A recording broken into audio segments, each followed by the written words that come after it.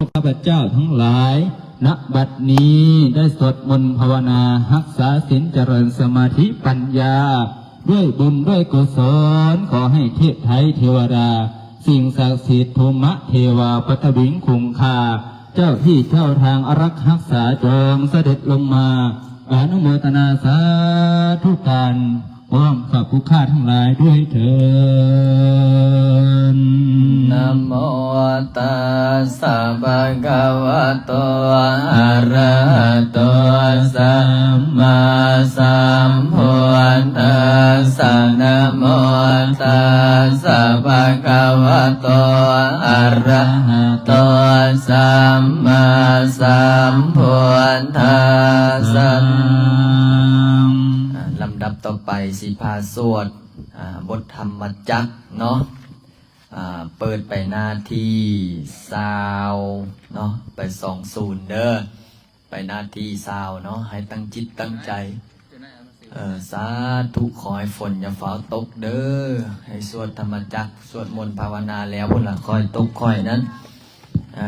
หน้าที่20เด้อหน้าที่20เด้อธรรมจักรกับปวัตตนสูตรเด้อให้ตั้งจิตตั้งใจออกตนนิยมบทสวดธรรมจักรหน้าที่20เด้อหาเบิ่งเห็นบ่หน้าที่20เนาะเป็นบทสวดที่พระพุทธเจ้าเพิ่นสวดในสมัยเป็นบทสวดธรรมจักรนี่เป็นบทสวดที่พระพุทธเจ้าเพิ่นตัดเป็นพระธรรมเทศนากันแรกเนาะเพราะฉะนั้นแล้วให้ตั้งจิตตั้งใจตั้งจิตอธิษฐานสวดธรรมจักรเป็นบทสวดที่พระพุทธเจ้าเพิ่นสรรเสริญแล้วก็ตัดสอนปัญจวัคคีย์ทั้ง5จนได้บรรลุธรรมเฮาก็ตั้งจิตตั้งใจเด้อเอวเมสุตังเอ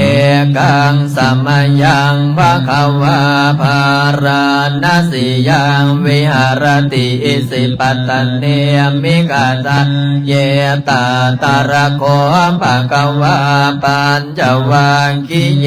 ปิโคอามันเตสิตาเวเมภิกขเวอันตาปาปสิเตนะนะเสวิตาปายโยจายังกาเมสุกามสุขันลิกานุโยโกหิโนกามโมปะโดนิโกอนาริโยอนันโตโยจายังอันตะกิลมัตตาโนโยโกดวงโกอนาริโยอนาตสังหิโตเอเตเตภิกขเวอุปอันเตอนุปักขมัสสิมาปฏิปทาตถาคเตนะภิสัมพุทธาจากกุกัลเนียญาณกัลเนียอุปสัมมายาภิญญายสัมโพนายเนปานายสังวามตันติกตัมมังจัสสาภิกขเวมัสสิมาปฏิปทาตถาคเตนะภิสัมพุทธาจากกุกัลเนียญาณกัลเนียอุปสัมมายาภิญญายสัมโพนายเนปานายสังวาตติอายะเมวะอริโยอาทังกิโกมาโคสัยติทังสัมมาทิฏฐิสัมมาสังกัปปะสัมมาวาจาสัมมากัมมันโตสัมมาอาชีวะสัมมาวายาโมสัมมาสติสัมมาสมาธิอายังโคสาภิกขเวมัสสิมาปฏิปทาตถาคเตนะภิสัมพุทธาจากขุกรณียาณกรณีอุปสัมมายาภิญญายสัมโพนายเนปานายสังวาตติดังโคปนาภิกขเวดุขังอริยสัจจัง สาติปิทุกขาสราปิทุกขามลนัมปิทุกขังโสกปริเทวทุกขโทมนาสุปยัสสาปิทุกขา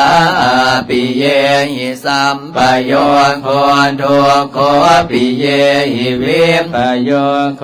ทุกโคยัมปิสังนรปฏิตัมปิทุกขังสังกิเตนะปัญจุปาทานาขันธาทุกขาอิดังโคปนาภิกขเวทุกขสมุทัยโยอริยสัจจังญายังตัณหาปุณโนภวิกานันทิลาคาสหกตาตาตรันตินันทินิสยติตังกามตัณหาภวตัณหาวิภวตัณหาอิดังโคปนาภิกขเวทุกขนิโรธอริยสัจจังโยตัสสะเยวตัณหายะเสสวิลาคนิโรธจากโคปฏินิสักโคโมติอนารโยอิดังโคปนาภิกขเวทุกขนิโรธคามิเนปฏิปทาอริยสัจจังอายะเมวะอริโยอาตังหิโกมังโคสยติตังสัมมาทิฏฐิสัมมาสังกัปปะสัมมาวาจาสัมมากัมมันโตสัมมาอาชีวะสัมมาวายามะสัมมาสติสัมมาสมาธิอิทังทุกขังอริยสัจจันติเมภิกขเวบุพเพอนันโนสุเทสุธรรมเมสุจักขุงอุรปาณิยานังอุรปาทิปัญญาอุรปาทิวิสาอุรปาทิหารโรโกอุรปาทิตังโคปานิทังทุกขังอริยสัจจังปริญญายันติเมภิกขเวบุพเพอนันโนสุเตสุธรรมเมสุจักขุงอุรปาทิญาณังอุรปาทิปัญญาอุรปาทิวิสาอุรปาทิอารมโกอุรปาทิตังโคปานิทังทุกขังอริยสัจจังปริญญาตันติเมภิกขเวบุพเพอนันโนสุเตสุธรรมเมสุจักขุงอุรปาทิญาณังอุรปาริปัญญาอุรปาทิวิชาอุรปาทิอารมโกอุรปาทิอิทังทุกขสมุทัยโยอริยสัจจันติเมภิกขเวบุพเพอนันโนสุเตสุธรรมเมสุจักขุงอุรปาทิญาณังอุรปาริปัญญาอุรปาทิวิชาอุรปาทิอารมโกอุรปาทิตังโคปานิทังทุกขสมุทัยโยอริยสัจจังปหาตาพันติเมเพียงกเวปุเปอนันโนสุเตสุธรรมเมสุจักขุงอุรปาทิญาณังอุรปาทิปัญญาอุรปาริวิสาอุรปาทิอารมโกอุรปาทิตังโคปานิทังทุกขสมุทัยโยอริยสัจจังปะหินันติเมภิกขเวปุเปอนันโนสุเตสุธรรมเมสุจักขุงอุรปาทิญาณังอุรปาริปัญญาอุรปาทิวิสาอุรปาริอารมโกอุรปาทิอิทังทุกขนิโรธอริยสัจจันติเมภิกขเวบุพเพอนันโนสุเตสุธรรมเมสุจักขุงอุรปาริญาณัง งอุรปาริปัญญาอุรปาริวิสาอุรปาริอาโรโกอุรปาริตังโหปานิดังโทกานิโรโธ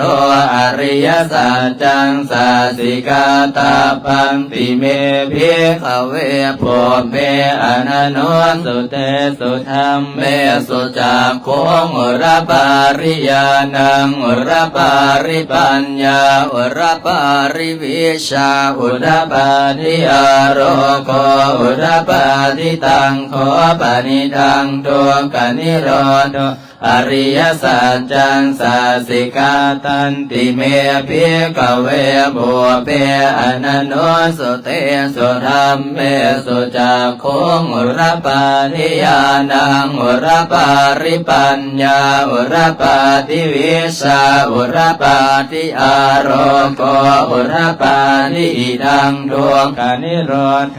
คามิเนปฏิปทาอริยสัจจันจะเนภิกขเวโพเปอนันโนสุเตสุธรรมเมสุจักโคอุรปาทิยานังอุรปาริปัญญาอุรปาทิวิชาอุรปาทิอาโรโกอุรปาทิตังโหปานิดังโทกานิโลนะคามิเนปฏิปทาอริยสัจจัมภาเวตาปันติเมภิกขเวโพเพอนันโนสุเตสุธรรมเมสุจักโคอุรปาริยานังอุรปาริปัญญาอุรปาทิวิชาอุรปาริอาโรโกอุรปาทิตังโคปานิดังดวงกานิโลนะคามิเนปฏิปทาอริยสัจจังภาเวตันติเมภิกขเวโพเปอนันโนสุเตสุธรรมเมสุจักโคอุรปาริยานังอุรปาริปัญญาอุรปาทิวิชาอุรปาริอาโรโก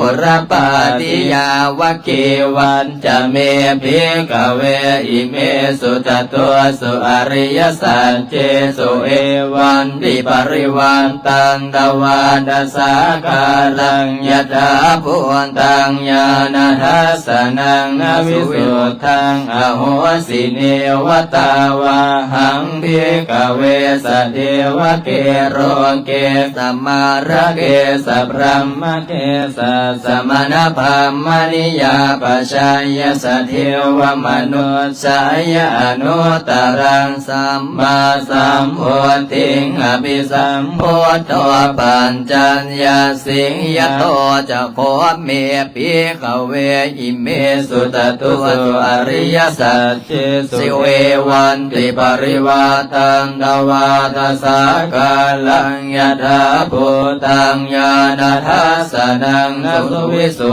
ทธังอโหสิอาราหังภิกขเวสเทวะเกโลเกสมาระเกสัพพ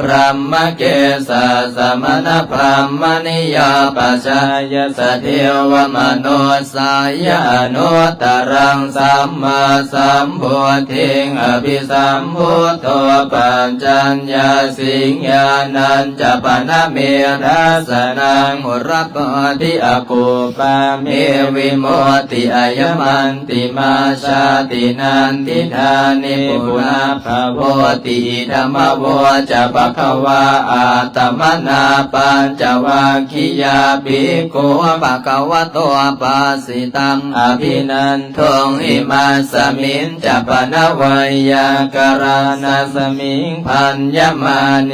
อายาสมะโตโกนดัญญาชวิรสังวิตมารังธรรมจักกุงอุรปาทิยังกินจิสมุทัยธรรมังสาพันตังนิโรธธรรมันติปวัตติเตจะปะคะวตาธรรมจักเขภูมิมาเทวา สัตมโนสาเวสุงเอตุมหาเอตัมภะคะวตาปาราณสิยังอิสิปตเนมิกทาเยอนุตตรังธรรมจักกังปวัตติตังอาปฏิวัติยังชมเนนวาพรหมเนนวาเทเวนวามาเรนวาพรหมนา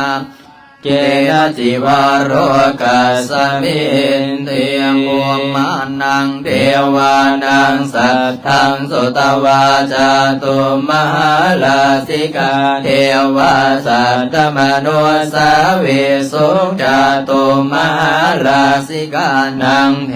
วานังสัทธังสุตวาตาวติงสาเทวาสัตตมโนสาเวสุตาวติงสานังเทวานังสัทธังสุตวายามาเทวาสัตตมโนสาเวสุยามานังเทวานังสัทธังสุตวาตุสิตาเทวาสัตตมโนสาเวสุตุสิตานังเทวานังสัทธังสุตวานิมานรติเทวาสัตตมโนสาเวสุนิมานรตินังเทวานังสัทธังสุตวาปัลลนิมิตวสวัตติเทวาสัตตมโนสาเวสุปัลลนิมิตวสวัตตินังเทวานังสัตตังสุตวาพรหมปริสัสสะ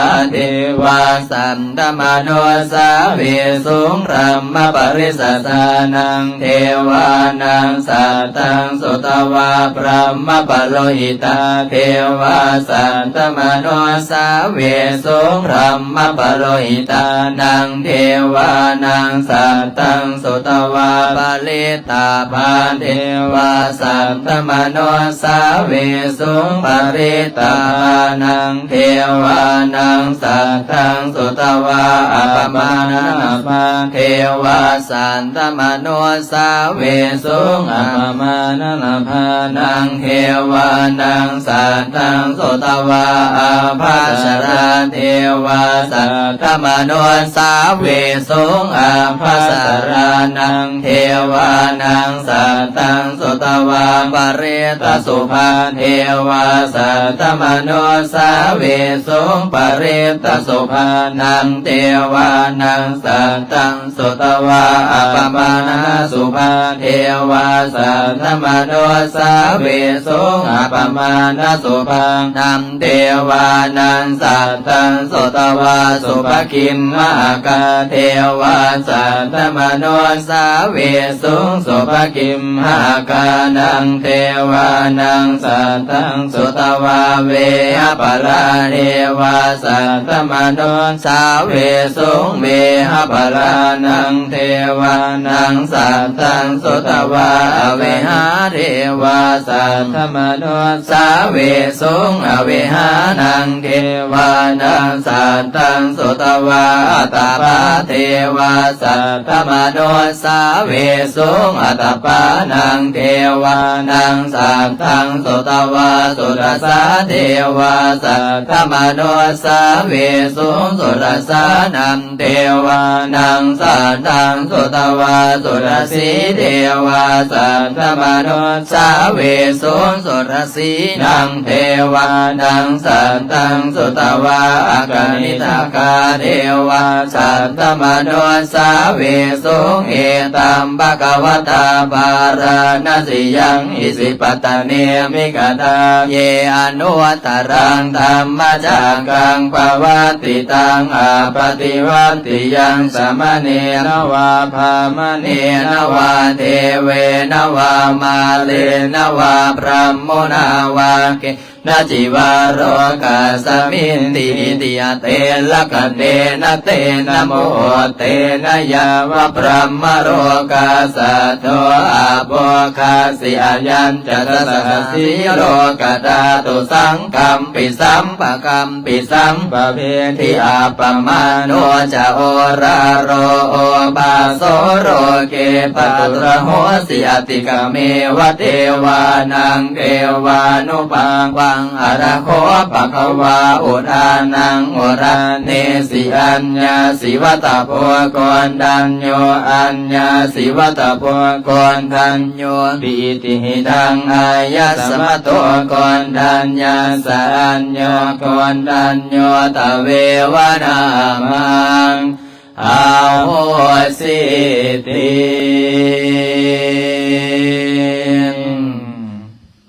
เอาฝนตกพอดีเป๊ะเห็นจะได้แล้วบ่เนี่ย ตามสัญญาเนาะพอดีสวดธรรมจักรสวดกระถางเงินล้านสักน้อยเนาะ ทางบนโต๊ะครับเป็นหุยน้ำมนต์ให้ซื้อ สัมปจิสามินาสังสีโมพมมาจะมหาเรวาสัพเพยัคขาปะรายันติพมมาจะมหาเทวาภิลาภาภวันตุเมมหาปุญโญมหาราโภภวันตุเมมิเตภาโหอติพุทธามะโอนะโมพุทธายาวิลาทายโยวิลาโคนายังวิลาหิงสาวิลานาเสวิลานาสาวิลาอิทิโยพุทธัสสะมานิมาพุทธัสสะสวะโหนสัมปติชามิเพ่งเพ่งมาปะหาเลเลสัมปติสามินาสังสีโมพมมาจะมหาเทวาสัพเพยัคขาปะรายันติพมมาจะมหาเทวาภิลาภาภวันตุเมมหาปุญโญมหาราโภภวันตุเมมิเตภาโหอติพุทธามะโอนะโมพุทธายาวิลาทายโยวิลาโคนายังวิลาหิงสาวิลาทาเสวิลาทาสาวิลาอิทิโยพุทธัสสะมานิมาพุทธัสสะสวะโหมสัมปติชามิเพ่งเพ่งมาเรือสัมปจิสามินาสังสีโมพมมาจะมหาเรวาสัพเพยัคขาปะรายันติพมมาจะมหาเทวาภิลาภาภวันตุเมมหาปุญโญมหาราโภภวันตุเมมิเตภาโหอติพุทธามะโอนะโมพุทธายาวิลาทายโยวิลาโคนายังวิลาหิงสาวิลาทาเสวิลาทาสาวิลาอิริโยพุทธัสสะมานิมาพุทธัสสะสวะโหมสัมปติชามิเพ่งเพ่งพาเรือสัมปติสามินาสังสีโมพมมาจะมหาเรวาสัพเพยัคขาปะรายันติพมมาจะมหาเรวาภิลาภาภวันตุเมมหาปุญโญมหาลาโภภวันตุเมมิเตภาโหติพุทธามะโอนะโมพุทธายาวิลาทายโยวิลาโคนายังวิลาหิงสาวิลาทาสีวิลาทาสาวิลาอิทิโยพุทธัสสะมานิมาพุทธัสสะสวะโหมสัมปติชามิเพ่งเพ่งภาภาเลื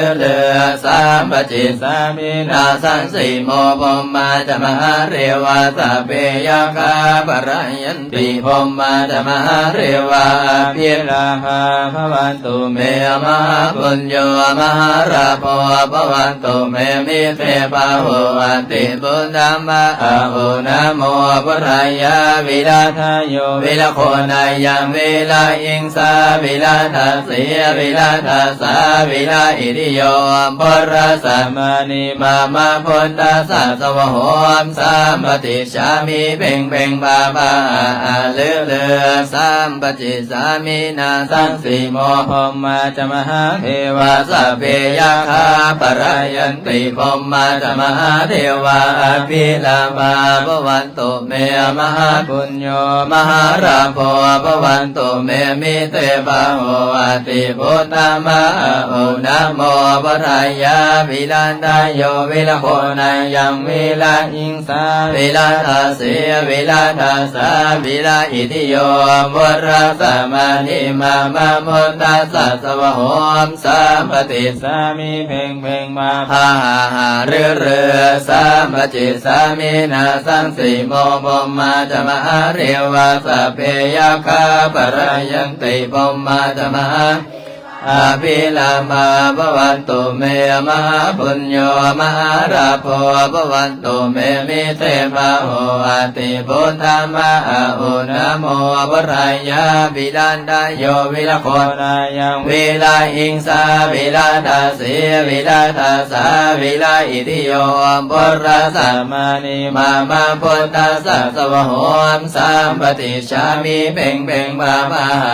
เลือเลือสัมปจิสามินาสังสีโมพมมาจะมหาเทวาสัพเพยาคาปรายันติพมมาจะมหาเทวาอภิลาภาภวันตุเมมหาปุญโญมหาราโภภวันตุเมมิเทภาโหอติพุทธมะอุนะโมพุทธายะวิลันตโยวิลโคนายังวิลาอิงสาวิลาทาสีวิลาทาสาวิลาอิริโยปุระสัมมานิมามาพุทธัสสะสวะโหมสัมปติสามิเพ่งเพ่งมามาเลือสัมปติสามินาสังสีโมพมมาจะมหาเทวาสัพเพยาคาปรายันติพมมาจะมหาเทวาอภิลาภาภวันตุเมมหาปุญโญมหาราโภภวันตุเมมิเตภาโหอติพุทธมะอุนะโมปรายาวิลาดาโยวิลโคนายังวิลาหิงสาวิลาดาสีวิลาดาสาวิลาอิริโยปุระสัมมานิมามาพุทธัสสะสวะโหมสัมปติชามิเพ่งเพ่งพามาเลือเลือสัมปจิสามินาสังสีโมพมมาจะมหาเทวาสัพเพยาคาปรายันติพมมาจะมหาเทวาอภิลาภาภวันตุเมมหาปุญโญมหาราโภภวันตุเมมิเตภาโหอติพุทธมะอุนะโมปรายาวิลาทาโยวิลโคนายังวิลาหิงสาวิลาทาสีวิลาทาสาวิลาอิติโยปุระสัมมานิมามาพุทธัสสะสวะโหมสัมปติชามิเพ่งเพ่งมามาเรือเรือสัมปติสามินาสังสีโมพมมาจะมหาเทวาสัพเพยาคาปรายันติพมมาจะมหาเทวาอภิลาภาภวันตุเมมหาปุญโญมหาลาโภภวันตุเมมิเตภาโหอติพุทธมะอุนะโมปรายาวิลาดาโยวิลโคนายังวิลาหิงสาวิลาทาสีวิลาทาสาวิลาอิติโยปุระสัมมานิมามาพุทธัสสะสวะโหมสัมปติชามิเพ่งเพ่งมามาเรือเรือสัมปจิสามินาสังสีโมพมมาจะมหาเทวาสัพเพยาคาปรายันติพมมาจะมหาเทวาภิลาภาภวันตุเมมหาปุญโญมหาลาโภภวันตุเมมิเตภาโหอติพุทธมะอุนะโมปรายาวิลาทาโยวิลโคนายังวิลาหิงสาวิลาทาสีวิลาทาสาวิลาอิติโยพุระสัมมานิมามาพุทธัสสะสวะโหมสัมปติชามิเพ่งเพ่งพามปาหาเลือเรือข้าพเจ้าระลึกถึงคุณพระพุทธเจ้าคุณพระธรรมคุณพระสงฆ์คุณบิดามารดาครูบาอาจารย์จงมาดลบันดาลให้ใจของข้าพเจ้าจงรวมลงเป็นสมาธิพุทโธธัมโมสังโฆพุทโธธัมโมสังโฆพุทโธธัมโมสังโฆพุทโธธัมโมสังโฆพุทโธพุทโธพุทโธพุทโธลำดับต่อไปอาจารย์จะได้พานั่งสมาธิกำหนดสติลมหายใจเข้าออกเพราะว่าได้สวดมนต์ธรรมจักรนี่มื้อนี้ฝนก็เป็นฟ้าเป็นใจให้พระอาจารย์ตั้งจิตอธิษฐานบอกฝนอย่าฟ้าตกเด้อให้ได้สวดมนต์เสร็จเรียบร้อยก่อนเพราะว่าอย่างหลายคนก็ถามอาจารย์คือบอกเข้าห้องจวนน้อยอย่าฟ้าลมกันยุ่งยิ่งไรเฮ้ย หลายคนก็อาจารย์คือบอกเข้าห้มพระอาจารย์ก็ยักเข้าอยู่เพราะว่าอย่างแต่ถ้าเข้าแล้วนะไม่ออกโอกาสหน้าสิบ่ได้เห็นบรรยากาศเนี่ยในอีกเพราะว่าตอนนี้เรามีโอกาสที่จะได้นั่งสวดมนต์แบบเป็นธรรมชาติพระอาจารย์ก็เลยบอกไม่ออกหลายคนว่าไม่ออกเอ้ยถ้าอยากสวดอยู่ห้องแอร์นะอยู่เฮือนเขาก็มีห้องแอร์หรือว่าถ้าอยากสวดอยู่แบบบ่อนเย็นๆเนี่ยวัดหลายวัดก็เย็นแต่อันนี้อยากให้บรรยากาศบ้านๆบรรยากาศสร้างวัดใหม่ได้หลายคนก็คือสิได้มาสวดหลายครั้งแล้วล่ะบรรยากาศวัดใหม่ก็จังสีแล้วออกตนยันยมแต่ถ้าพระอาจารย์สร้างแล้วนะก็คือสิบ่มีบรรยากาศแบบนี้ก็สิได้สวดอยู่ห้องแอร์เย็นๆก็อีกแบบหนึ่ง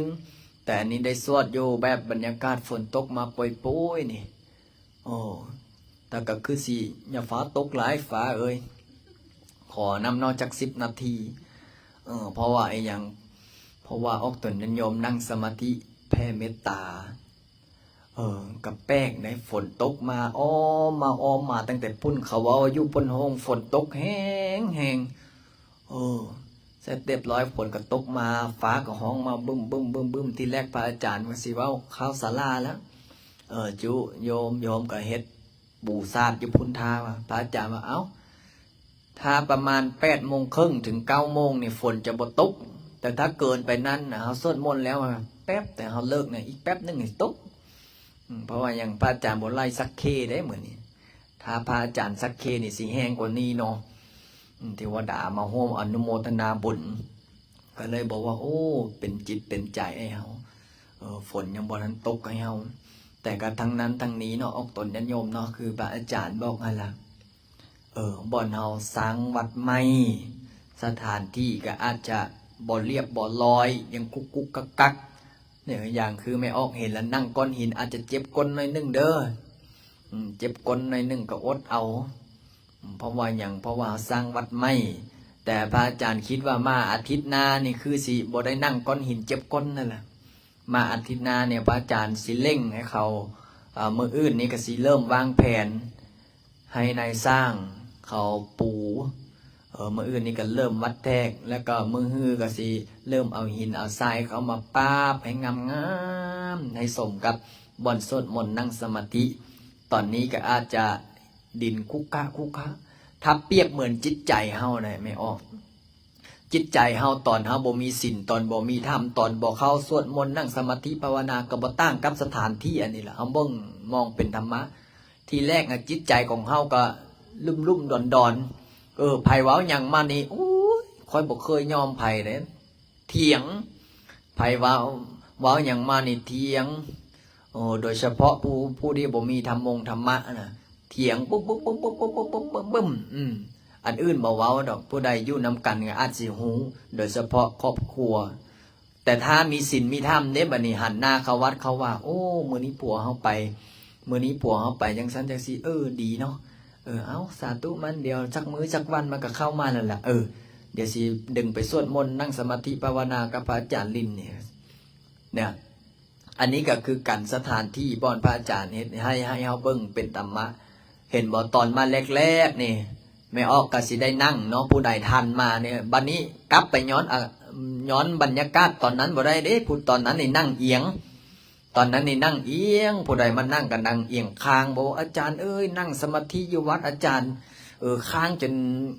เกือบนิ่งบ่ได้นะ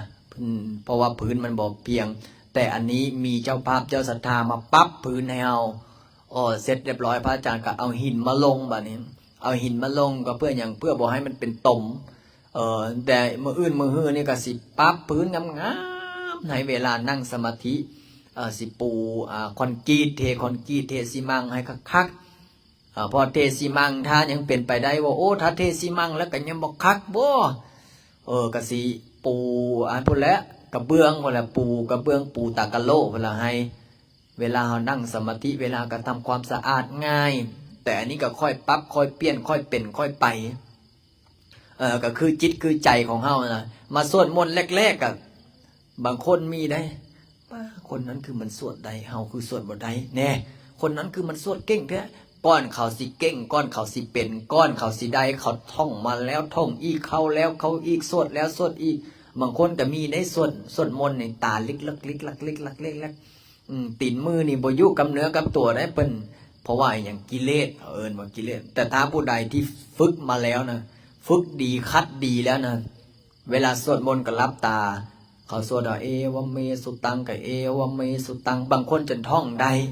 เพราะว่าอย่างฝึกวสีฝึกจนให้มันสำนานฝึกจนให้มันเป็นฝึกอย่างคือการนั่งสมาธิบางคนนั่งปุ๊บจิตเขาสมาธิปั๊บแต่บางคนนี่โอ้ยนั่งสมาธินี่นั่งแล้วนั่งอีกคิดน้ำหมูน้ำหมาน้ำไก่น้ำงัวน้ำควายน้ำธุรกิจการเงินการงานบางคนนี่ก็โอ้มีนั้นคือบ่มักเฮาคนนั้นคือบ่มักเฮาจังสั้นจังสีเนี่ยมันคิดไป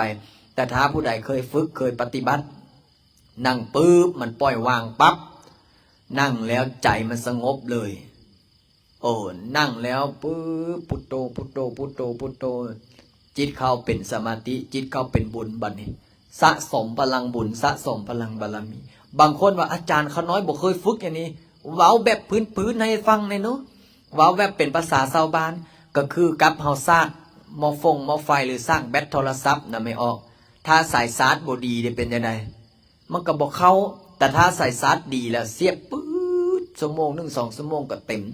แต่ถ้าสายชาร์จบ่ดีสร้างเป็นมืออันนี้ก็คือกันคนเฮาก็คือกันถ้าฝึกบ่ดีถ้าปฏิบัติบ่ดีมันก็บ่เห็นผลแต่ถ้าปฏิบัติดีมีศีลมีธรรมนั่งสมาธิภาวนาคู่มือมานั่งปุ๊บนี่ใจมันเป็นสมาธิปั๊บฝึกตัวเองหลายคนก็ยังเฮ็ดบ่ได้หลายคนก็ยังปฏิบัติบ่ได้บางคนก็ถามเนี่ยอาจารย์เวลาขน้อยนั่งสมาธินะคือเหาะใดคือคือเหาะใดคือแบบว่าตัวเบาลอยพระอาจารย์ก็เลยว่าไม่ออกถ้ามันลอยก็รู้สึกว่าลอย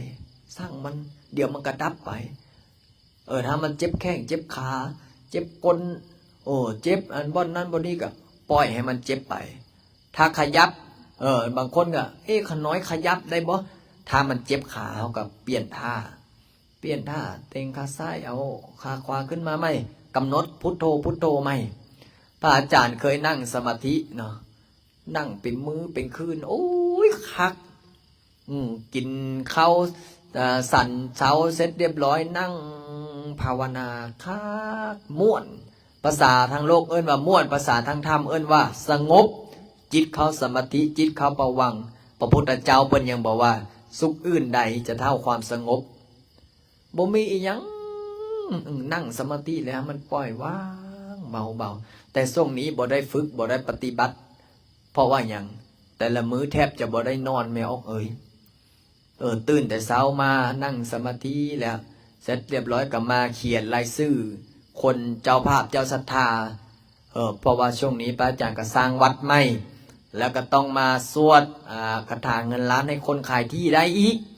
แล้วก็ยังมาเรียงลำดับซื้อเจ้าภาพเจ้าศรัทธาเจ้าภาพซื้อทองพระซื้อทองล่อพระตอนนี้ก็ได้ประมาณ100 กว่าท่านละ150 160 คนละแล้วก็ออกต้นโยมอันนี้นะ100 กว่ากิโล200 กิโลละแล้วก็คนที่ร่วมคนละ10,000 20,000 50 แสน2 แสนก็มีหลายเพราะว่าพระอาจารย์ก็เลยบอกว่าพระสิสร้างพระเอาไว้เวลาเขานั่งสมาธิเขานึกถึงพระอยู่ในใจเขาว่าเขาเคยสร้างพระองค์นั้นองค์นี้เขานึกอยู่ในใจมันสงบใจมันเป็นบุญใจมันเป็นกุศลใจมันเกิดบุญใจมันเกิดกุศลเนี่ยเวลาที่พอออกไม่ออกถ้าผู้ใดนั่งสมาธิแล้วจิตใจบ่สงบลองอธิษฐานข้าพเจ้าในขอร่วมสร้างพระบนนั้นบนนี้แล้วกับเวลาเขาสร้างปุ๊บอย่างพ่อแม่ครูบาอาจารย์สร้างปุ๊บเขานึกในใจเอาองค์พระนั้นมาอยู่ในใจ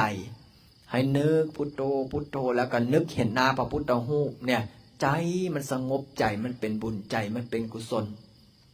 อย่างพอออกไม่ออกหลายคนเราถามว่าอาจารย์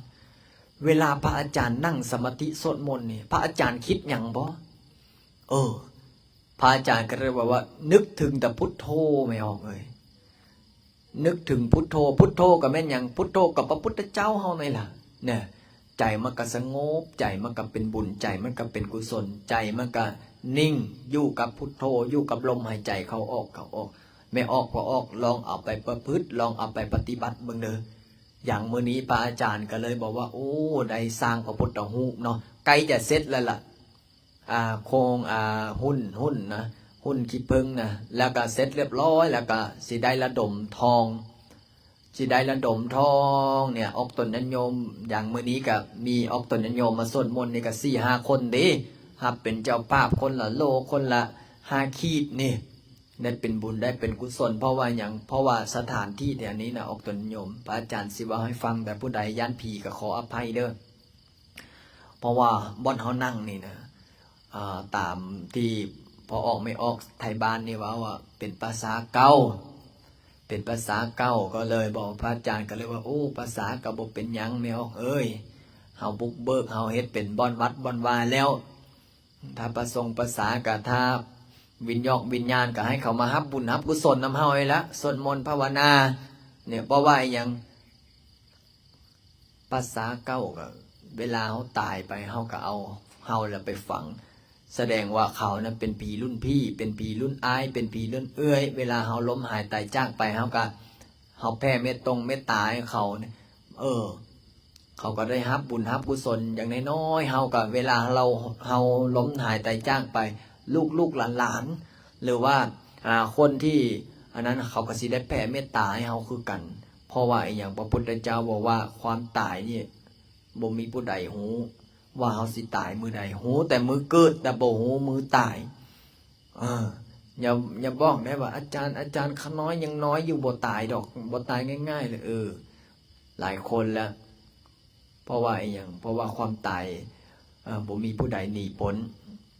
อย่างมื้อนี้พระอาจารย์ไปลมกับสร้างที่เป็นสร้างพระพุทธรูปนะเราว่าโอ้บ่อนวัดพระอาจารย์นั่นนะเคยเป็นวัดเก่ามาก่อนบ้าพระอาจารย์ก็เลยแม่นบ่ประตูนี่คือเว้าอันนั้นนะบ่แถววัดอาจารย์นะเคยมีสิมเก้าเคยมีวัดเก้ามาก่อนนะพระอาจารย์นะแม่นบ่เว้าแต่แนวเดี๋ยวไอ้ยักหูแท้ทีนี้เราก็บอกว่าแต่ก่อนเรานะเป็นกงเขาว่ากงศิลป์บ่ภาษาบ้านเราว่ากรมศิลปากรบ่แม่นยังไงล่ะผู้ที่มรดกเกี่ยวกับเราว่าแถวนั้นแถวทางซนทางพุ่นล่ะเขาเคยคุดเห็นแบบ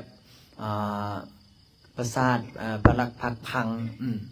พระอาจารย์ก็เลยเดี๋ยวสักมื้อเดี๋ยวสิย่างไปเบิ่งพระอาจารย์ก็เลยว่าโอ้แสดงว่าบ่อนนี้เคยเป็นวัดเก่าวัดแก่เคยเป็นบ่อนปราสาทแต่ก็บ่เป็นหยังเฮาบุกเบิกเอาไม้ก็จังซี่ละออกตนนันโยมมาบุกเบิกเอาไม้นี่ล่ะมานั่งเลี้ยงกันนี่คือเฮาบ่บุกเบิกเอาไม้เด้เฮามาสร้างเอาไม้เฮามาเฮ็ดเอาไม้ทุกคนนี่ได้ร่วมน้ำกันนี่มานั่งตะปุตะปะนี่มานั่งสมาธิภาวนานี่นั่งกำหนดพุทโธนี่เฮาได้มาเฮ็ดนำกันมาสร้างนำกันเพราะว่าอย่างที่พระอาจารย์บ้านน่ะหลายบ่อนเพิ่นก็สร้างสำเร็จแล้วเฮามาสร้างบารมีเริ่มต้นใหม่อาจจะได้นั่งตากฝนอาจจะได้นั่งให้ยุงกินแต่เฮาได้สะสมบารมีเฮาสะสมบารมีเฮาเฮ็ดเฮาลงมือเฮาเฮ็ดลงมือเฮาทำเห็นบอกพอออกไม่ออกมานั่งที่แรกๆเนาะพระอาจารย์ก็ยังบอกมาแรกๆนี่โอ้ยบ่เป็นจังซี่ได้แต่อันนี้เฮาได้มาเฮ็ดเฮาได้มาทำบางคนก็บริจาคเงินเฮ็ดบางคนก็บริจาคแรงงานบางคนก็บ่มีทั้งเงินบ่มีแรงงานก็บริจาคน้ำใจบอกหมู่บอกคู่บางคนก็โอ้ยขน้อยเนี่ยมีอยู่เงินอาจารย์แต่บ่หลายขน้อยขอซื้อน้ำมาถวายได้บ่ได้เห็นบ่มื้อนี้ก็มีโรงทานจุเขาแม่ปู่จุเขาแม่สมจุโยมมาออกองทานนี่แหละเขาตึงบอกว่าเฮ็ดบุญเฮ็ดทานแล้วก็เฮามาสวดมนต์รับศีลนั่งสมาธิภาวนาเพราะฉะนั้นพระอาจารย์สิยุติการใช้เสียงสักเล็กสักน้อยให้เฮานั้นกำหนดพุทโธพร้อมๆกันเด้อ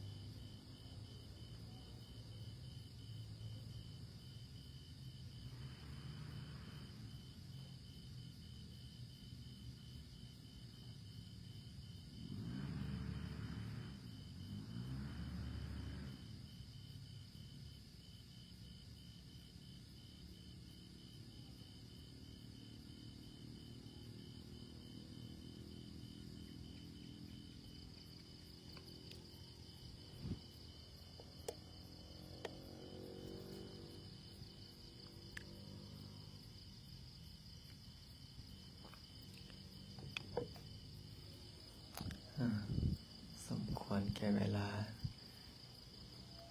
อย่าแผ่เมตตาพร้อมๆกันให้ทั้งจิตตั้งใจ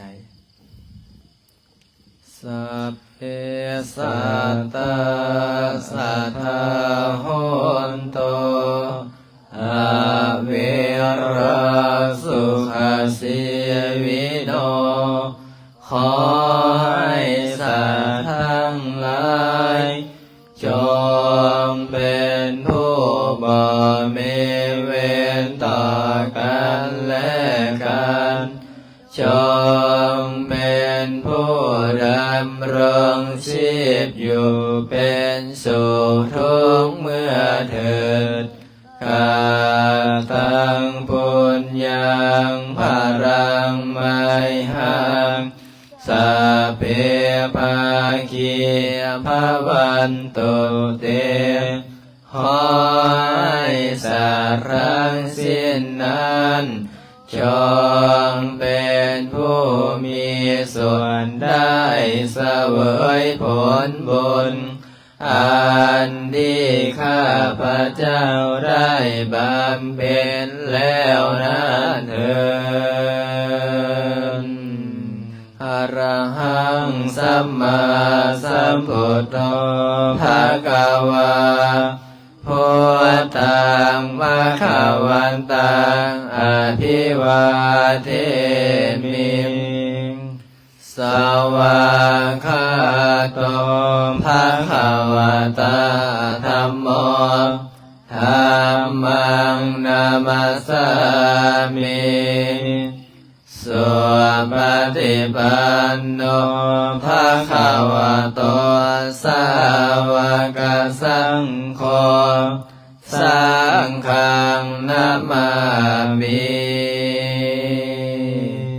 สาธุสาธุสาธุอนุโมทามิมื้อนี้ก็ขออนุโมทนาสาธุบุญกับญาติโยมเด้อกะบ่ได้ให้นั่งดนไม่ออกเพราะว่าอีดูตนผู้บ่มีอาสนะเพราะวันก้อนหินเนาะเดี๋ยวพุ่นละได้ให้พระอาจารย์จัดงามๆพุ่นละนั่งเป็นชั่วโมงก็คักแต่ตอนนี้สิบ้าเนาะผู้บ่มีอาสนะสิแม่นนั่งเจ็บหน่อยหนึงเห็นพลิกไปพลิกมาบางคนเอายังใครแต่ไอ้จวนน้อยแหละโอ้บ่ตกอีหลีเนาะฝนเนาะประมาณ9 โมงขนาดฝนลง9 โมงขอเทวดาเพิ่นไว้ ผู้ใดได้เสื้อไหมเบิ่งนู้นเป็นอะไรผู้ใดได้เสื้อไหมโอ้เนาะผู้ใดเสื้อไหมได้นั่งนุ่งโอดเขาแล้ว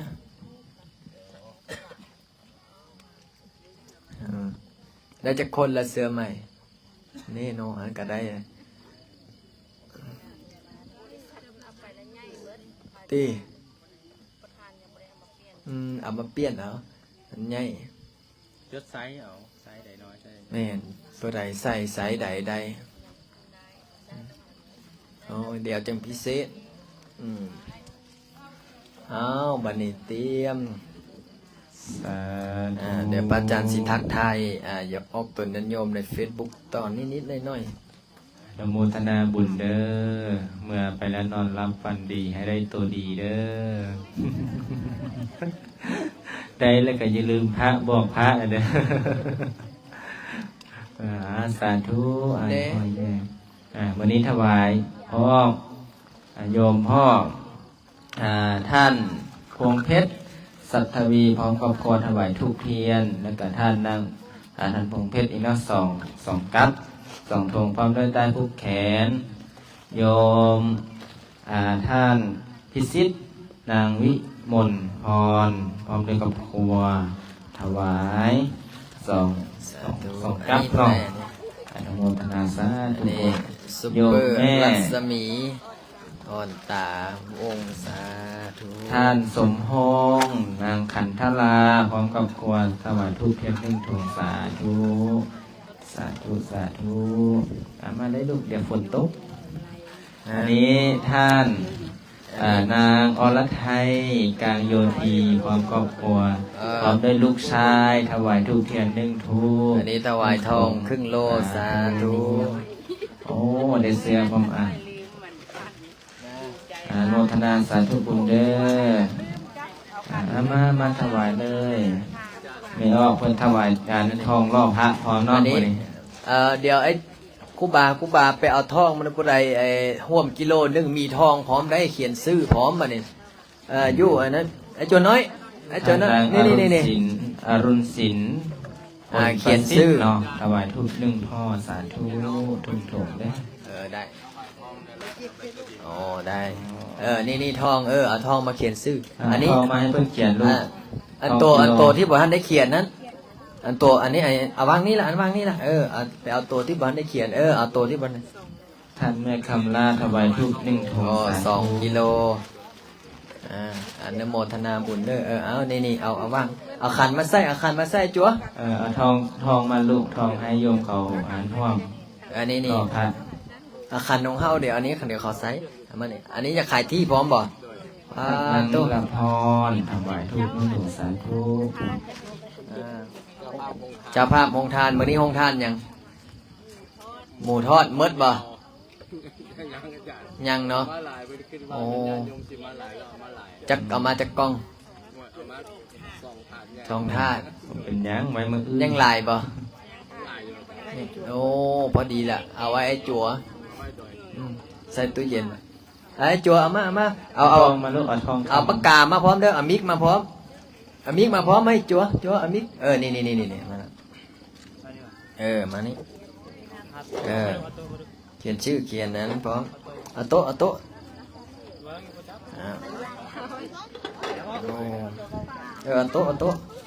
ไหนเอาออกก่อนค่อยๆเด้อเอาเดินเข้ามาตามกำลังเนาะ5 ขีดก็ได้แม่5 ขีด1 ขีด2 ขีดก็ได้เนาะ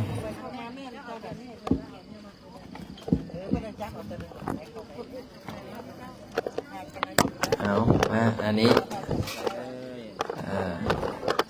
ซื้อจังไดไม่ออกอนง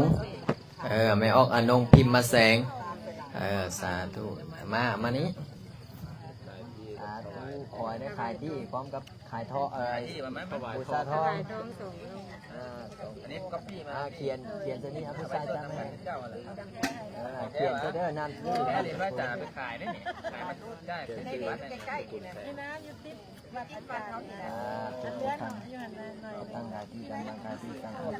มีหลายใบเลยนะก็น้อยสองคนมาเอาเฮ้ยน้อยไปเอามิกมาเพิ่มแล้วไปเอาอันเขียนนั่นเด้อโตขายจะโรยเพลงขึ้นวัดโตที่เยอะๆต่อนี่ให้ติดต่อขอบุญบารมีพระพุทธเจ้าขอได้ขายสำเร็จไวๆนี้ด้วยเถิดอันนี้ของผู้ใดขาย1 ล้านนี่พระอาจารย์อธิษฐานสดให้เด้อจะขายเท่าไหร่2395เนาะนางอรุณไทยคนประสิทธิ์เนาะขาย1 ล้านบาทขอได้อย่างอธิษฐานสดให้เด้อไม่ได้ขายบ่ยอมได้$700,000เป็นยังจะขายโอ้ดีติดได้โทษเนาะบ้านที่บุญทุ่งเบอร์โทรเขามาถามซื้อจะบ่ซื้อเอาผู้ใดเขียนชื่อเอาทองมาเปิดทางของไม่ออกอีกแล้วเจ้า2 โลเจ้าอธิษฐานเขียนตรงนี้เลยเด้อเดี๋ยวอันนี้พระอาจารย์อันนี้ก๊อปปี้มาแล้วเนาะเดี๋ยวพระอาจารย์อธิษฐานให้เด้อใจของเศรษฐีใจบุญให้ทุนใจดีมาครับที่จริงมีภายใน3 มื้อ 7 มื้อ 3 เดือน 6 เดือนว่าได้ขายสำเร็จสมหวังไม่ออกที่มาร่วมสร้างวัดสร้างวาต่างพระมากำลังศรัทธาทุกเขียนแล้วเนาะได้ขาย1 ล้านนี่มันท่วมวัดเท่าไหร่เนี่ยทุก1 ล้านบาทนี่เอาไว้1 ล้านบาทเดี๋ยวจับเดี๋ยวตกตีอนุโมทนาบุญเด้อมาเอามานี่เลยสาธุสร้างวัดเต็มที่แล้วเจ้าน่ะเขียนชื่อไว้ในเด้อเขียนชื่อเขียนนามสกุลถ้าบ่ได้นามสกุลก็เอาชื่อก็พอสาธุเขียนชื่อแล้ววะเอาไปเขียนชื่อไว้ได้ มาประเคนสาธุระวังมันตกใส่ อันนี้เสียไว้ทวนอันนั้นไม่ได้ตั้งเนี่ย ออกตนนั้นโยมผู้ใดที่ในไลฟ์สดเนาะอันนี้คือทองที่จะล่อพระพุทธรูปเนาะกสิเขียนชื่อแต่ละคนที่มีรายชื่อเนี่ยพระอาจารย์กสิเขียนซะนี้เนาะอันนี้ชื่อยังไงแม่ ป้ายบนเบอร์โทรนะที่เป็นป้าย ออกคำแดง เขาจะโทรให้ อันนี้จักโล อันนี้มีแต่มาสู้แทนไม่ตายเจ้าที่เจ้าทาง 2 กิโลสาธุไอ้คำให้คูณให้ร่ำให้รวยเด้อเฮ็ดอันใดก็ขอให้ขึ้นให้เกินให้คูณ2คนอ้าวสาธุเอาอีเฮงปังๆเด้อผู้ใดหาเป็นอีกกิโลนึงไม่ออกพิสมัยเอาไปเขียนซื้อใส่นี้ก่อนจับได้นักไหนอนุโมทนาบุญเด้อเตรียมเอาน้ำญาติพร้อมอีกอันนึงเอาไปเอายุกติมาอีกด้วยเฮ้ยอันนี้ยุกติป้าจ๋าเดี๋ยวเตรียมน้ำญาติพร้อมเด้อเอาอีกอันนึงกำน้องโอ้ตีโอ้เสียน้องผู้ใดงามกว่าหมู่แน่โอ้โหตึกใจแล้วพอออกพิชิตเนาะพิชิตสนะสีสารสาธุเอามาอันนี้ต้องเขียนชื่อได้เขียนชื่อเขียนนามสกุลโอ้สาธุเอาพิเศษผู้ใดครับเป็นเจ้าภาพทองเอาเสื้อมานัวไปเอาเสื้อมาเนี่ยจกข้ามไปเอาเสื้อไอ้พระอาจารย์ถวายสาธุ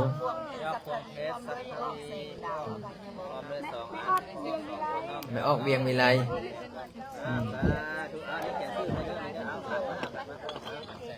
แล้วว่างมาเอาว่างสิว่างจัวได้พอสบายสาธุเขียนแล้วเนาะตั้งจิตอธิษฐานเอาเขียนเด้อยกใส่หัวย กเส้นหัวอธิษฐานก่อน ออกใส่นี่ได้ อธิษฐานน้ำกันอธิษฐานน้ำกันทองให้เขาได้ก้อน ไปเอาทองกันเด้อ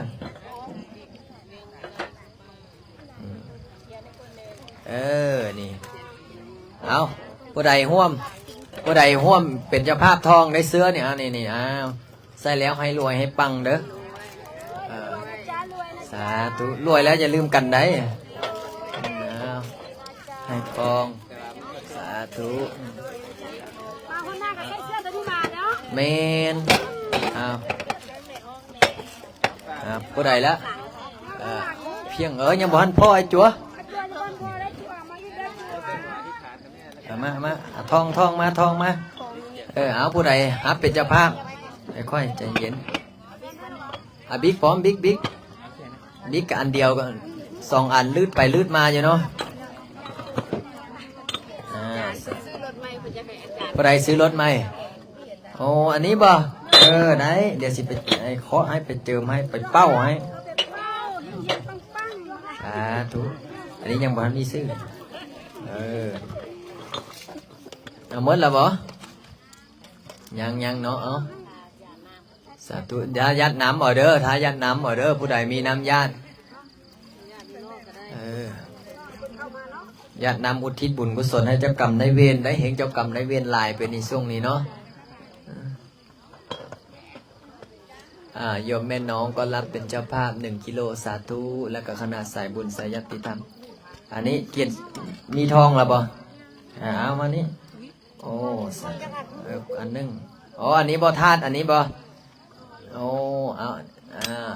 เขียนชื่อดิ๊กเด้ดิ๊กยี่ใส่แล้วสาธุอันนี้เด้ครึ่งกิโลบ่สาธุอนุโมทนาบุญเด้อให้เฮงให้รวยให้ปัง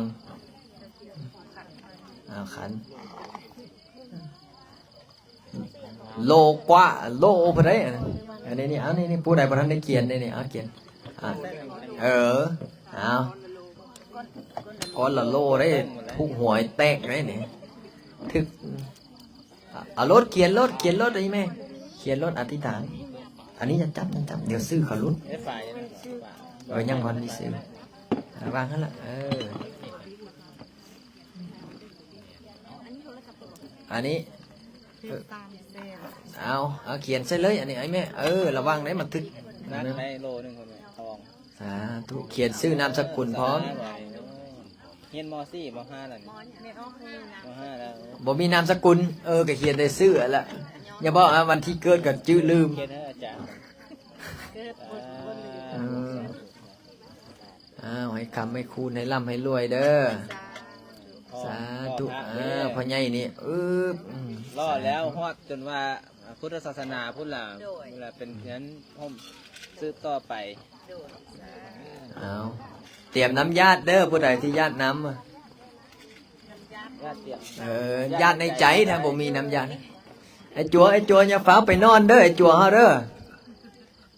ยังมีงานให้ทำต่อได้เก็บศาสตร์ได้ย้อนบ่ตกเนาะมันเป็นขังอีหลี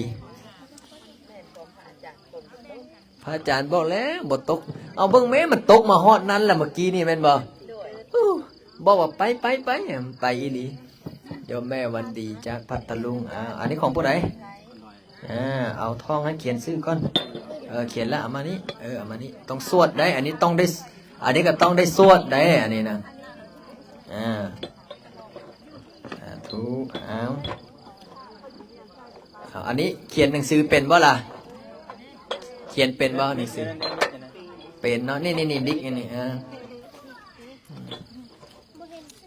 บ่เห็นเสื้อยากก้อน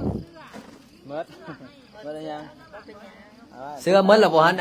เมื่อละบ่อยู่นั่นน่ะเกียงแต่เสะโอ้ติดนี้ไว้ก่อนเด้อมา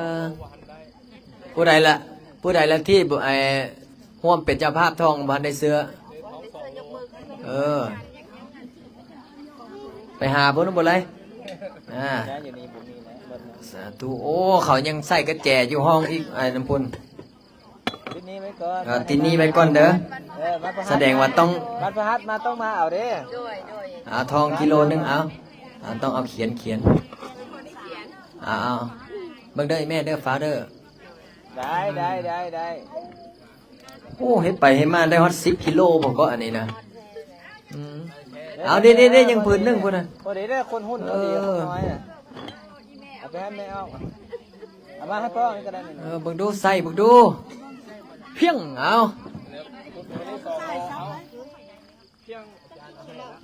เขียนแล้วระวังมันตกใส่ตีนนั่นนะน้อยแม่มันประหัตมาเอาไม้เด้อทีนี้ไว้ก่อนได้ให้แม่เพิ่นเอากิโลนึงให้เพิ่นเขียนชื่อนะ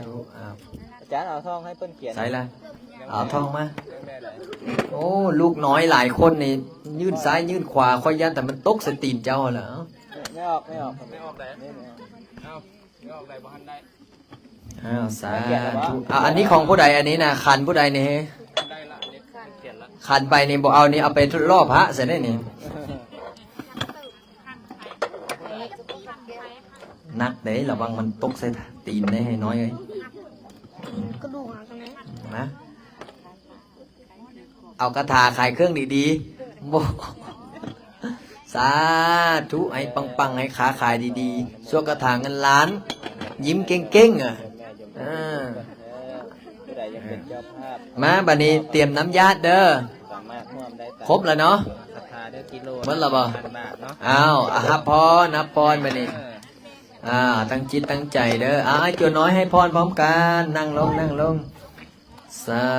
พพิติโยวิวัชชันตุสัพพะโลกวินาศตุมาเตภวันตรายโยสุขิติกายุโกภวะอภิวาทนาสิริสนิจังวุฒาปัญจนิโนจัตตารโอธัมมาวันตันติอายุวันโนสุขังภารั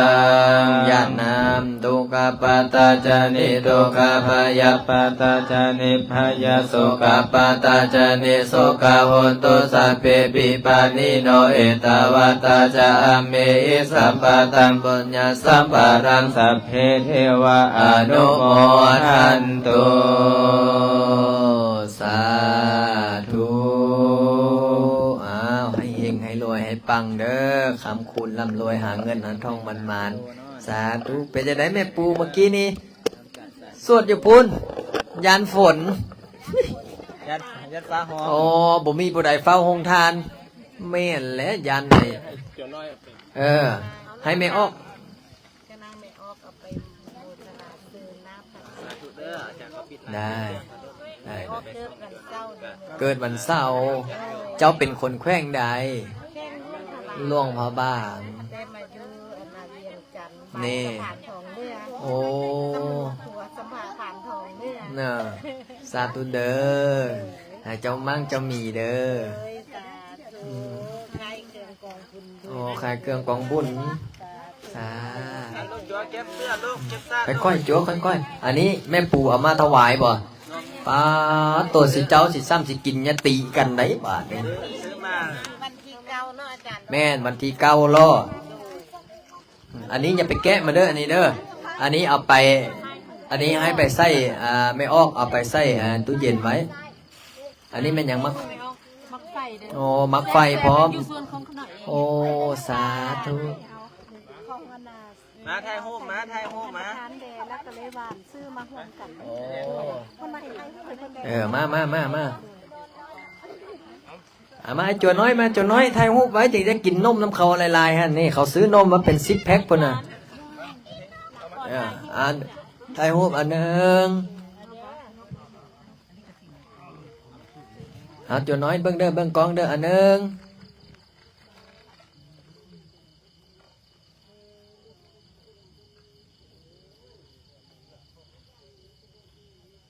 สา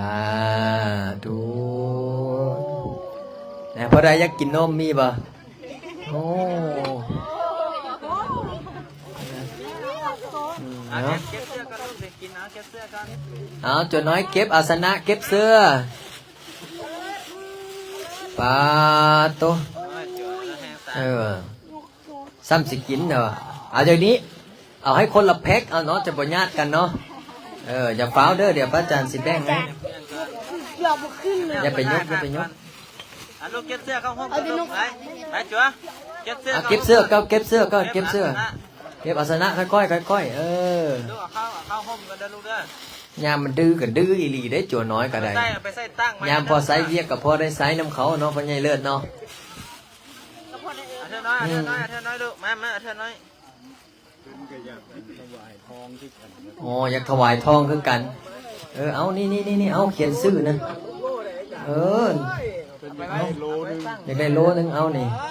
คำนี้แพงดี คำพูดแพงดี เอาทองก่อนคำมันยังแพงจัวเข้าไปใส่เมื่อแล้ว จุ๋ยใหญ่เด้อจุ๋ยใหญ่ จัวเนี่ยไอ้ครีมมาเอาอันนี้ไปอันนั้นไอ้ครีมนี่เอาอันนี้ไปไว้มื้ออื่นเช้า ใส่ตู้เย็นไว้เด้อ เขียนใส่กันตั้งใจกัน ใส่ตู้เย็นไว้เด้อ โอ้เนี่ยผู้ใดว่าสิอาทิตย์หน้ามีผู้ใดบ่สิมาสวดมนต์มาเดี๋ยวอาทิตย์หน้าสิจัดกิจกรรมแจกเสื้อสัก10 โตแจกเสื้อ10 โตทิศละ10เสื้อก็สั่งมาแต่ไทยพุ่นไหนเพราะว่ามันเป็นเสื้อแผ่นดีเนาะเนื้อเป็นจะได้ใส่เสื้ออันนี้แหละคักเนาะใส่รูปประคำมั้งคักออกแบบมาเพื่อรูปประคำโดยเฉพาะได้อันนี้นะ ลูกประคำผัดยูน้ำไม่ออกปู่อยู่กระเป๋า ตี เดี๋ยวมาให้เรียบร้อย โอ้ พอดีเป๊ะเลยเนาะ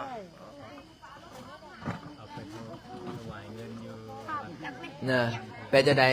คักอยังบ่คักเนาะอันนั้นเนาะนี่ให้ผู้ใดให้ก้อนเดี๋ยวลงพักกันนะ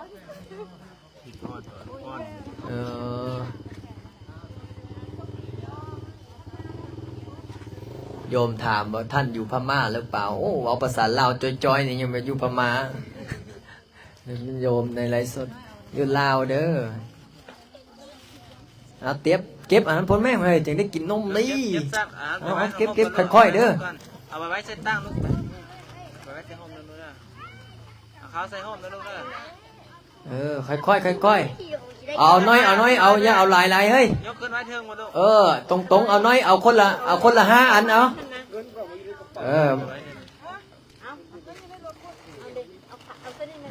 เอาคนละ5 อันเอาขึ้นไว้ให้ก่อน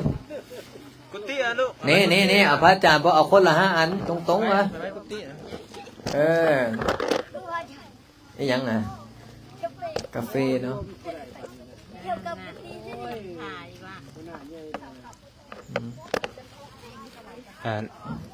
ลูกจั่วเอาขึ้นไว้กุฏินั่นนะลูกเด้อเอาไปไว้ทางกุฏิเด้อข้างในห้องนะลูกเด้อ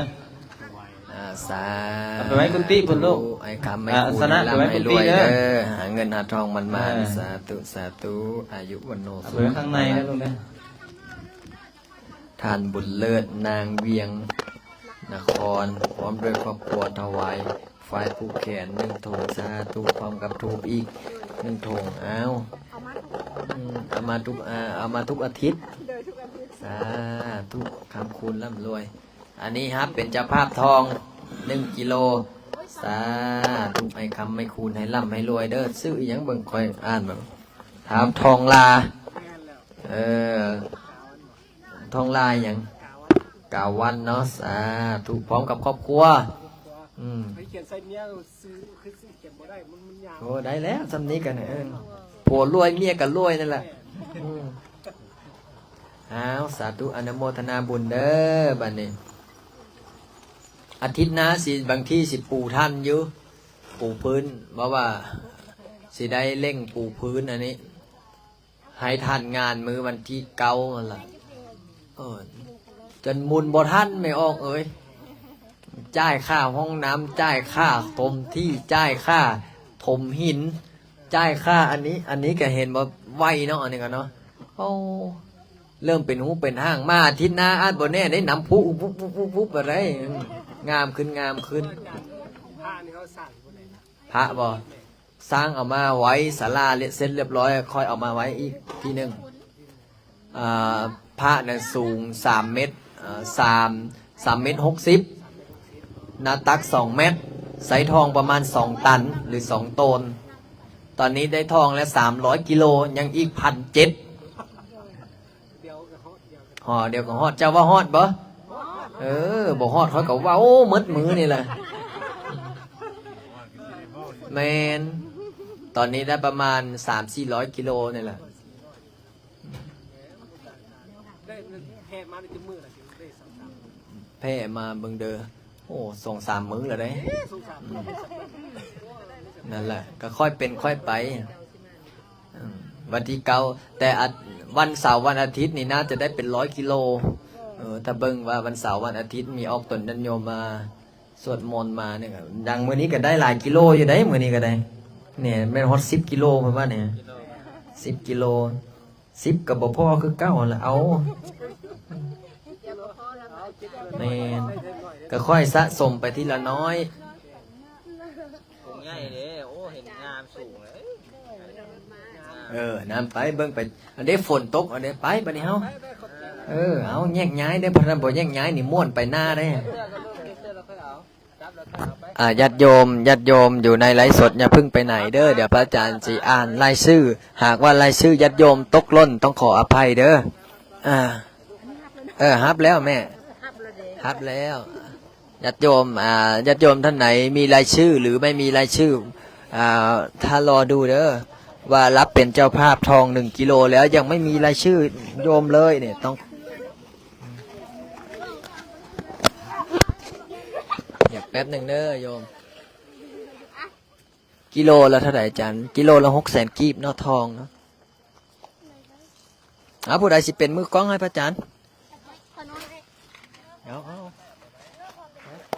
ยอย่าดื้อได้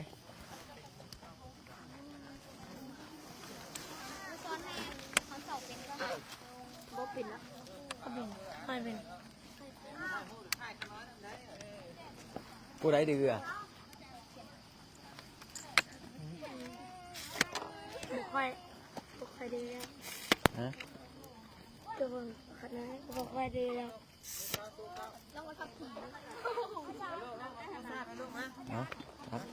ยันยังจับไว้ใส่รถผู้ใดล่ะ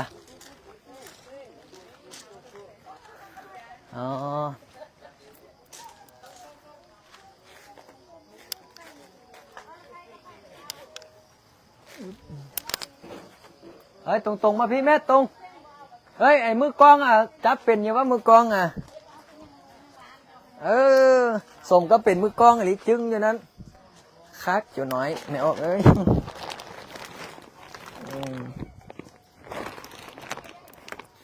มาเมื่อแล้ววะ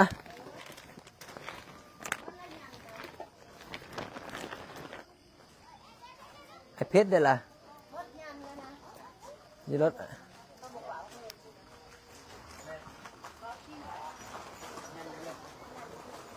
ได้เอารถจักรไปเอาเนาะแล้วไอ้เพชรรถไอ้เพชรเนี่ยคันใดล่ะ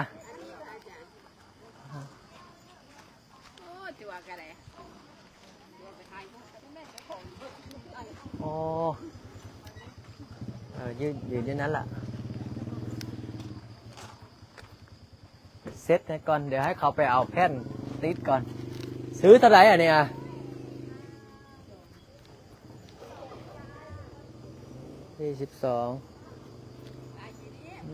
มันก็เป็นอย่างว่าให้มือกองมั้งนะเฮ้ย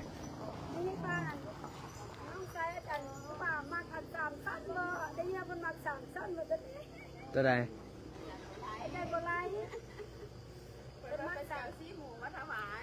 อ๋อก็เลยเอาเฮ็ดอันนั้นมาสามชั้นแอดมึงได้เดี๋ยวพระอาจารย์ไปหาแผ่นยันก่อนท่าเขาเบิ่งให้น้อยจับไว้เด้อมัดบอสอย่าให้เห็นเขาอย่าให้เขายันยึ่งแส่นั้นเด้อขานแก้ข้าวโยนใช่ไหมออกพอละยืนอยู่นี้แป๊บนึงเดี๋ยวพระอาจารย์ไปเอาก่อน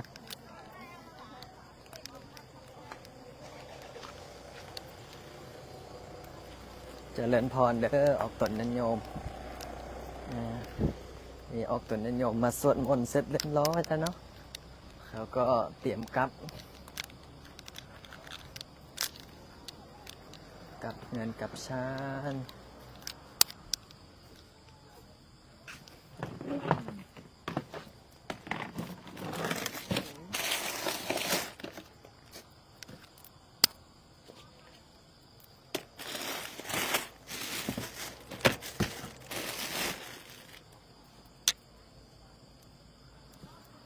มดสติกเกอร์ยันเฮาหาน้องสิทธิ์เอามา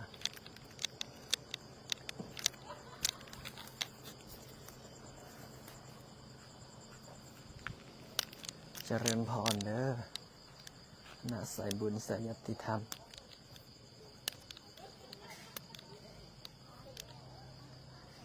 ตอนนี้ก็มีเจ้าภาพเจ้าศรัทธาฮะเป็นเจ้าภาพเจ้าศรัทธาซื้อทองก็หลายคนแล้วเนาะค่ะโอ้ยรถเจ้าเนี่ยทาได้จังได้เลยถวายมกไฟเอามาเอามาตั้งพี่เอามาพี่มาถวายพี่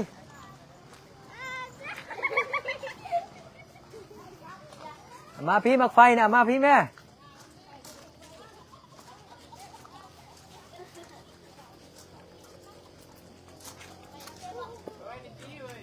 ออกไหนออกลีกทางกันเดียว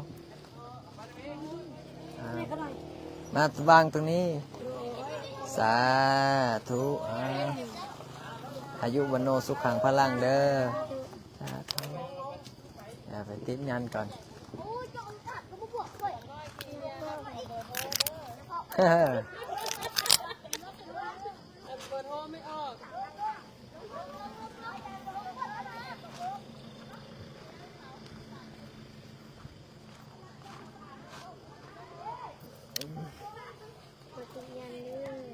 คิมมีไอไฟบ่ยังนะยังนะด้วนๆเลยโอเค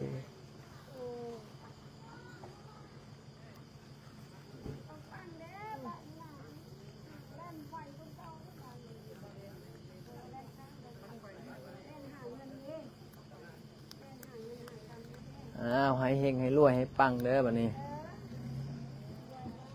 ปี ติดงานแล้วห้ามจมผัวได้มานี่นะสาธุเอาสาธุเด้อ โดยก่อนที่เขาน้อยก็ไม่ใช่เกลือตี ตอนนี้ก็นี่แหละฐานที่เฮาเฮ็ดโอ้ไก่สิแล้วได้ไม่ออกเอ้ยบ่อนสวดมนต์นั่งสมาธิครับว่านะสาธุนี่ให้เห็นนี่บ่อนนั้นฐานพระพุทธรูปเฮาไก่เป็นรูปไก่เป็นห้างแล้วเนาะโอ้นี่ตัวนิยมได้เห็นน้ำกันเด้อนี่สาธุสาธุจ้าโอ้จวนน้อยค่อยหลายเดี๋ยวสิเบิ่งอ่านรายชื่อกัน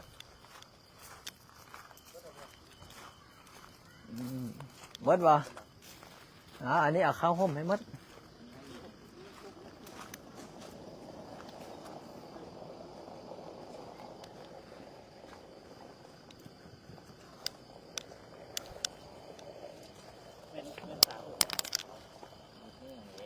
ใส่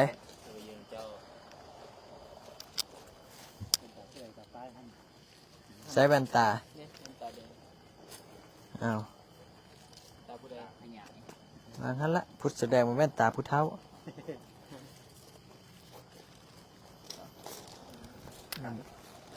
บ้านได้ปิดไหลได้ฮะขันทองได้ละ คันท่อก็เข้าไปได้นั่นแหละครบแล้วผู้ใดบ่อยากนอนกลางคืนนะ เดี๋ยวสิอ่านรายชื่อมันก็ จ้าไปใส่ตู้เย็นไว้ด้วย เจริญพรเด้อคณะสายบุญสายยติธรรมเนาะตอนนี้พระอาจารย์ขออนุญาต นี่น้ำจี้ อ่านรายชื่อ ว่าเจ้าภาพเจ้าศรัทธาสาธุสาธุเจริญพร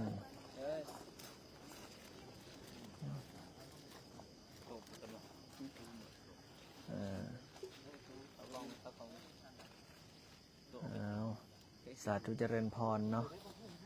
แล้วก็อนุโมทนาสาธุบุญกับคณะสายบุญของโยมแม่เมตตาเนาะครับเป็นเจ้าภาพทองนี้20 กิโลสาธุสาธุ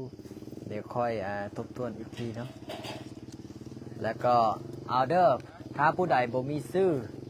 ญาติโยมผู้ใดบ่มีชื่อบอกพระอาจารย์เด้อเบื้องก่อนโยมแม่วาสนา10 กิโลลำดับที่1โยมแม่วาสนานี่10 กิโลลำดับที่2โยมแม่เกศร10 กิโลลำดับที่3โยมแม่น้อย2 กิโล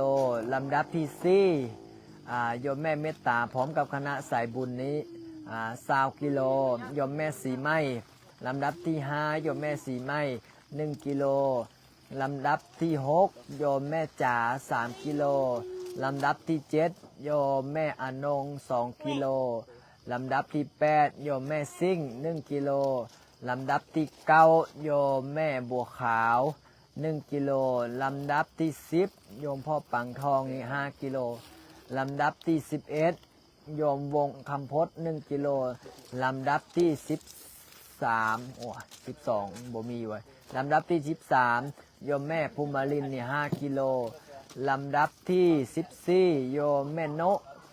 2 กิโลลำดับที่15ดรคำไพ่1 กิโลลำดับที่16โยมแม่สุวมาน2 กิโลลำดับที่17โยมแม่หัง1 กิโลลำดับที่18โยมแม่กบ2 กิโลลำดับที่19โยมแม่นิชาภา1 กิโลลำดับที่20โยมแม่วิไลลักษณ์1 กิโลแล้วก็ลำดับที่21โยมแม่ปุญ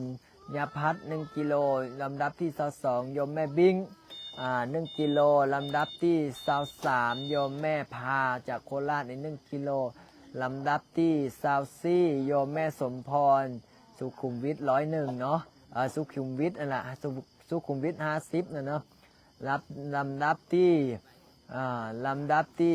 25โยมพ่อสีธงโยมแม่อมรานี่10 กิโลลำดับที่26โยมแม่ภูใส3 กิโลลำดับที่27โยมแม่โยมแม่ปานี2 กิโล ลำดับที่28โยมพ่อวันไซโยมแม่มาลี1กิโลลำดับที่29โยมโยมสมภาวัน1กิโลลำดับที่30โยมใจแก้ว1กิโลลำดับที่31โยมแสงนวล1กิโลลำดับที่32โยมเต้ย1กิโลลำดับที่33โยมพาธิดา1กิโลลำดับ34โยมอัมไพวัน1กิโลลำดับที่35โยมเครือฟ้า1กิโลลำดับที่36โยมแม่บุญมีโยมแม่บุญมีนี่น่าจะประมาณ20กิโลหรือ30กิโลเนาะพร้อมกับสายบุญเนาะตีซะ30กิโลซะ30กิโลแล้วก็โยมแม่โยมจันสุก1กิโลโยมคำไพ1กิโลโยมแม่ประกอบ1กิโลโยมแม่โยมน้ำแก้ว1กิโลโยมอัชวรา1กิโลโยมตุ้ย1กิโลโยมทองใบ1กิโลโยมแม่เกศสมร1กิโลลำดับที่45โยมเพชรลำพันธ์1กิโลลำดับที่46โยมเอกตาดำโยมตาดำ1กิโลลำดับที่47โยมเสริมลำดับที่48โยมแม่ปานอมเนาะจากเชียงใหม่1กิโลลำดับที่49โยมแม่อุ่นลำดับที่50โยมพี่หฤทัยโยมลำดับที่51โยมปุณยิสาแล้วก็ลำดับที่52โยมแดงโยมน้อย1กิโลลำดับที่53โยมแอนนาลำดับที่54โยมจันเต็งลำดับที่55โยมศักดาวุฒิลำดับที่56โยมอัมพรลำดับที่57โยมจันเพ็งลำดับที่58โยมแม่เดือนณภาเนาะลำดับ58นี่โยมแม่เดือนนี่3กิโลนะลำดับที่59โยมลาลำดับที่60วาสนาโยมวาสนาที่เป็นหมอคลินิกนี่2กิโลโยมลำดับที่61โยมแม่เวียงคอนนี้2กิโลลำดับที่62โยมนี่1กิโลลำดับที่63สายบุญโยมวงพระจันทร์นี่5กิโลแล้วก็ลำดับที่64โยมวันแก้วโยมวันแก้วแล้วก็โยมแม่หนูพันโยมแม่หนูพันแล้วก็โยมแม่โอสาแม่ดวงมาลัยโยมแสงมณีโยมแม่แสงมณีโยมแม่ต้อยแล้วก็โยมแม่นาลีโยมแม่ปุ้มแม่ปุ้มจากสุราษฎร์ธานี3กิโลโยมสุดาวรแล้วก็โยมวันแล้วก็โยมรัศดาโยมแม่หนูรัก1กิโลจากละนองหน่อยแล้วก็โยมแม่โมจากอเมริกาโยมแม่แมวจากอเมริกานี่คนละ15กิโลโยมภูเงิน1กิโลโยมผู้ใดโยมแม่กาบนี่59กิโลเนาะโอ้เท่ากับอายุเท่ากับน้ำหนักนี่เท่ากับน้ำหนักแม่กาบกับน้ำหนัก59กิโลเนาะ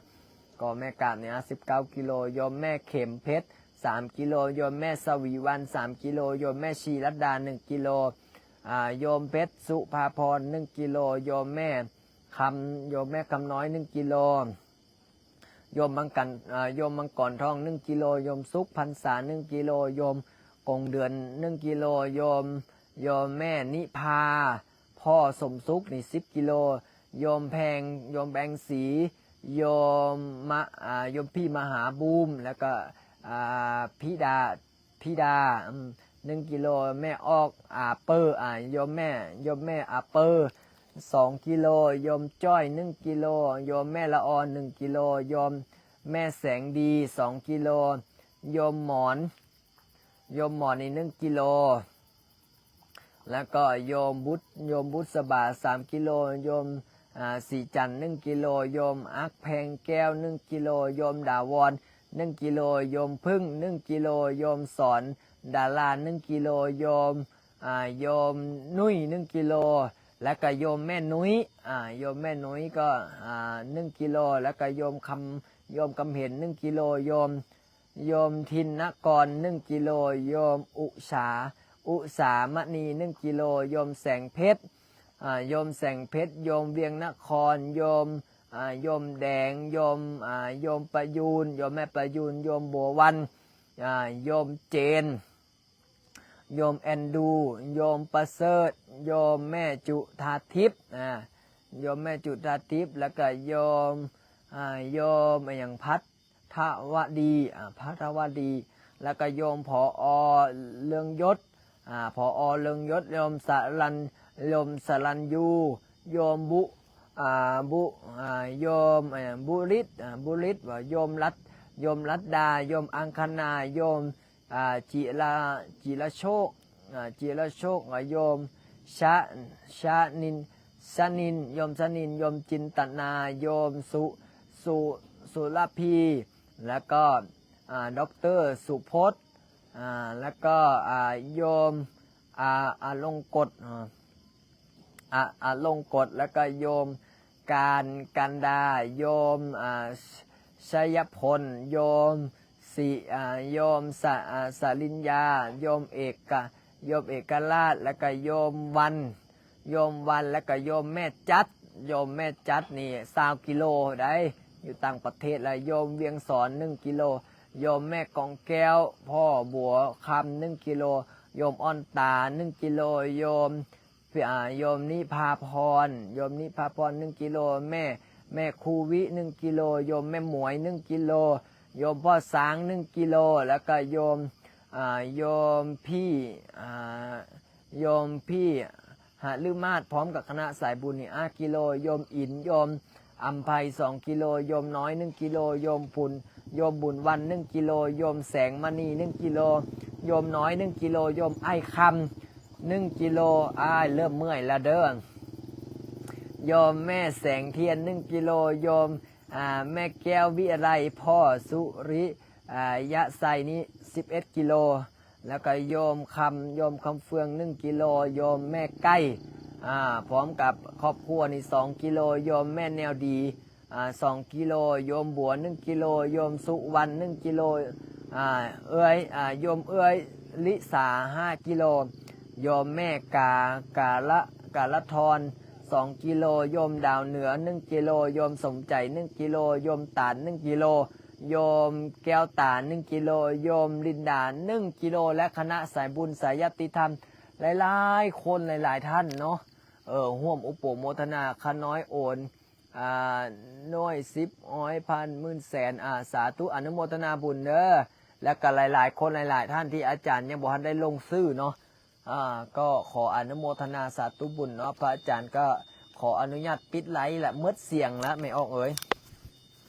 อนุโมทนาสาธุบุญเด้อขอให้มีความสุขความเจริญผู้ได้ร่วม10,000 กีบ20,000 กีบ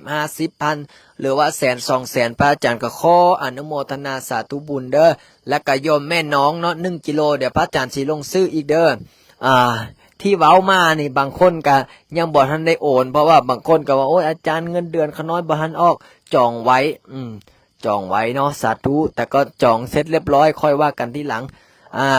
แต่บางคนก็ยังบ่ทันพร้อมก็ยกมือสาธุนำกันเด้อพระอาจารย์ขออนุญาตปิดไลฟ์แค่นี้เด้อสาธุ